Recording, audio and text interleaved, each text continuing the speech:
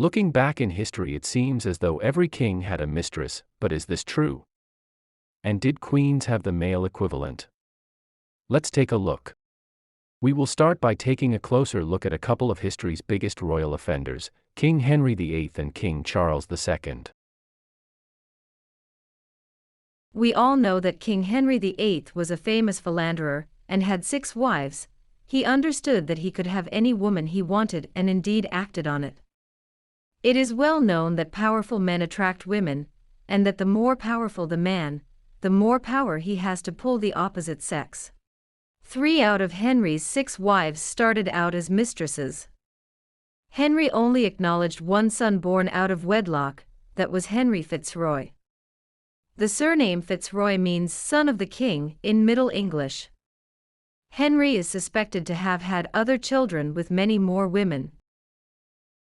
The kings of France actually had an official royal mistress who had a royal title, Maîtresse en titre, which literally means official mistress.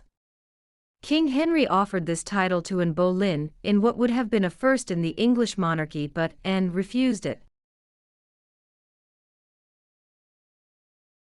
One of the more notable of Henry's lady friends was Elizabeth Blount, who was the mother of Henry's only acknowledged son born out of wedlock, Henry Fitzroy. She was famously beautiful. Their affair ended when Henry started an affair with Mary Boleyn, the sister of his future wife Anne. Mary had 2 children, and it was rumored that Henry was the father of both. This was denied by both parties. At some time in the mid-1520s, Henry grew increasingly interested in Mary's sister, and ditched Mary for Anne. This sort of behavior seems to have been acceptable for an all-powerful king in the Tudor age. After all, he wielded complete power.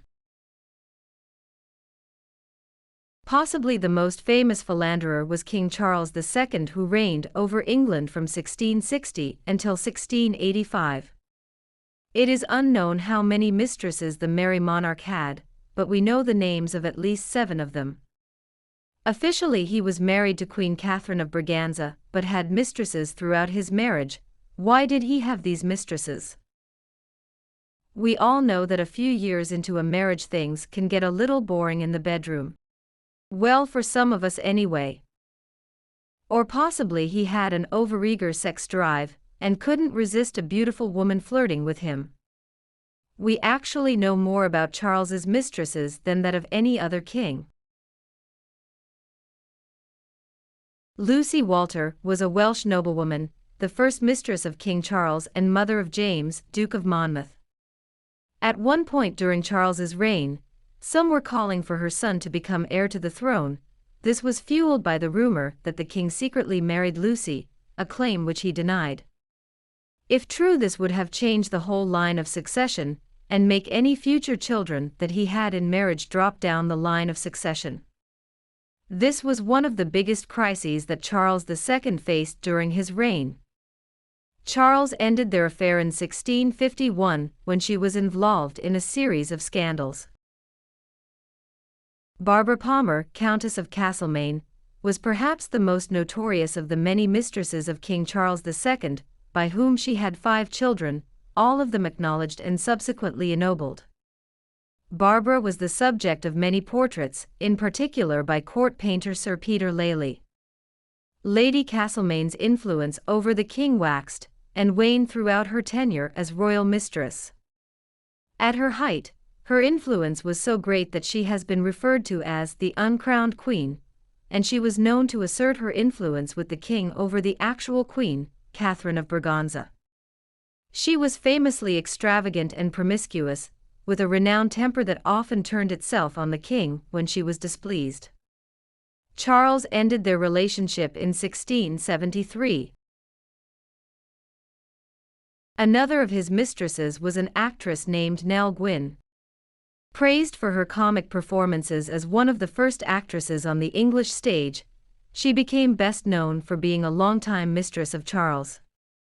Called pretty, witty Nell by many, she has been regarded as a living embodiment of the spirit of Restoration England, and has come to be considered a folk heroine, with a story echoing the rags to royalty tale of Cinderella.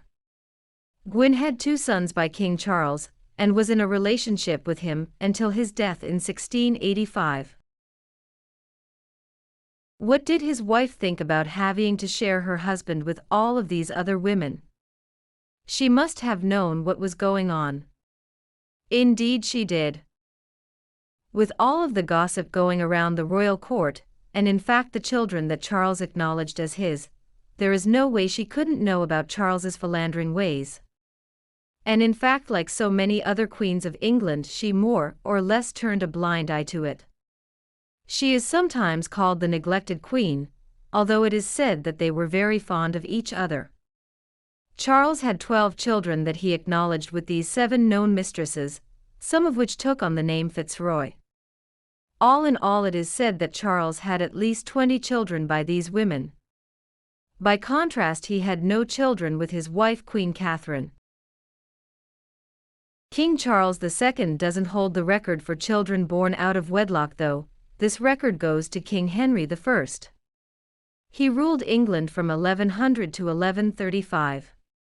He is said to have fathered around 25 children, the details of which have been lost to time, as it was around 900 years ago.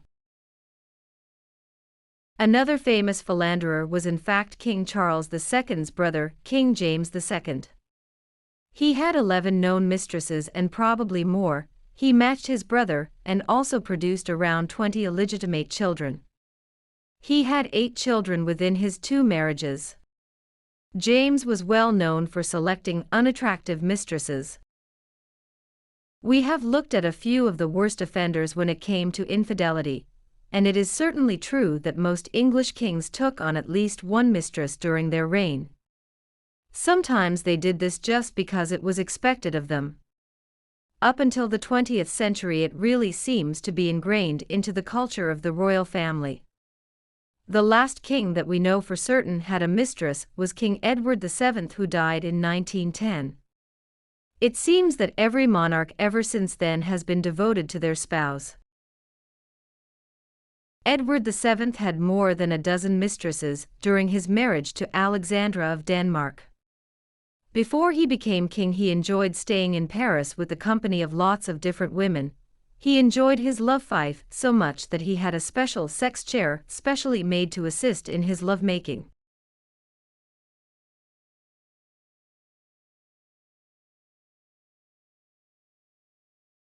Many queens took on lovers as well, although this was usually due to being neglected by their husband, who no doubt was spending a lot of time with his mistresses. To be a mistress was to be lavished with expensive gifts, live in luxury, and be the envy of your peers. But to get there was a real battle. You had to outcompete the other women at court, vying for the king's attention.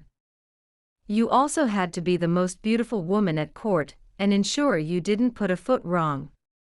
A royal court had a lot of rules that had to be followed to stand a chance of getting close to the king.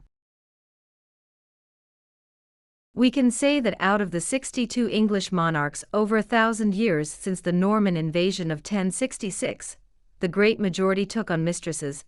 Some of them more notable that didn't are King Charles I, who was devoted and very much in love with his wife Henrietta Maria, King George III, devoted, loving husband of Queen Charlotte, and George VI, loving husband of Elizabeth Bowes-Lyon.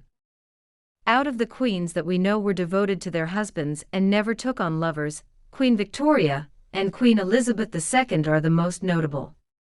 As we have seen, the world of royal mistresses is an incredibly interesting subject with many rags to riches stories, strong characters, and dramatic downfalls. There is a huge amount of information on this subject that has survived and been recorded over the centuries. There is so much more we could say, but to keep this video short, I will end it here.